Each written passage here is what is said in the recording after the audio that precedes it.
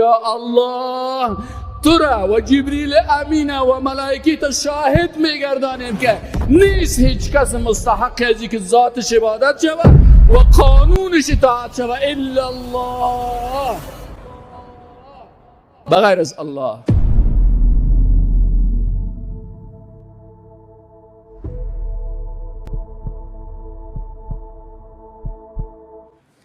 بزرگترین نعمت الله چی هست؟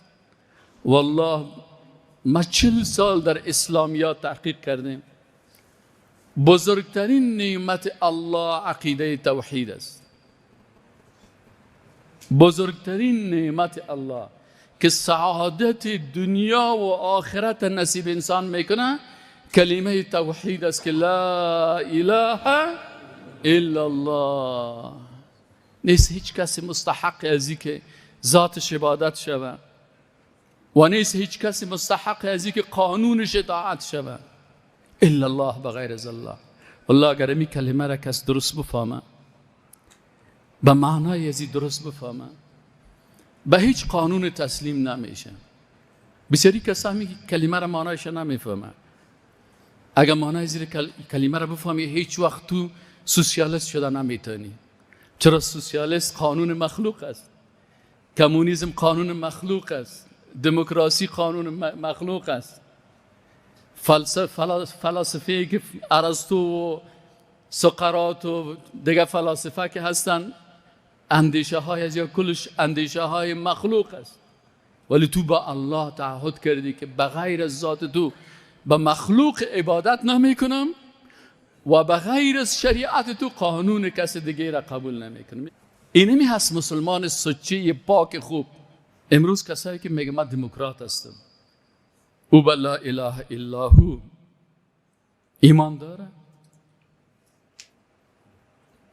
رسول الله صلی الله علیه و چی میگه؟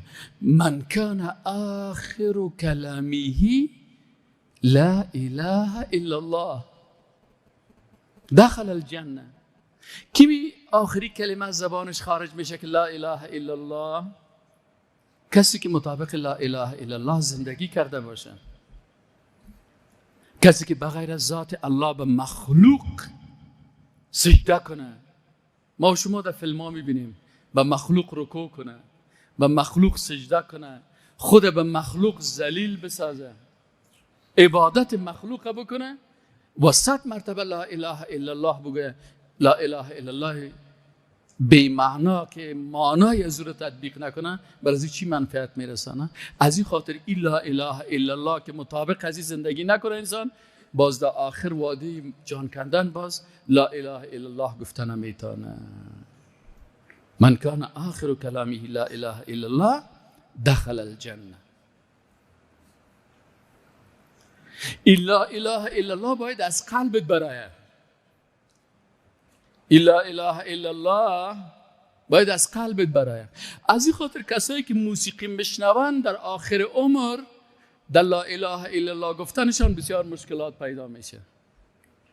یک دکتر قلبی میگه ما خود دکتر هستیم، از نگاه طبی میگه پیش ما مریضا را میوردن. وقتی که یک کسی را میورد که مثلا تصادم کرده قلب ازی از بین رفته، دکتر خود میفهمه که خلاصی دیگه میموره. میگه ما چی میکردیم؟ برای این مریض تلقین میکردیم قلبش خلاص است، نابود شده، منتها زنده هست، چشمایش میبینه. برش میگیم بگو لا اله الا الله. میگه یک کسی زیاد موسیقی شنیده، میگیم بگو لا اله الا الله، این دیگه قرار خواندن شروع کرده. شمالی لالزار باشه به من چی؟ بگو لا اله الا الله، خواندن این دی میکنه. 30 گناه در موسیقی، 30 گناه، یعنی 30 گناه.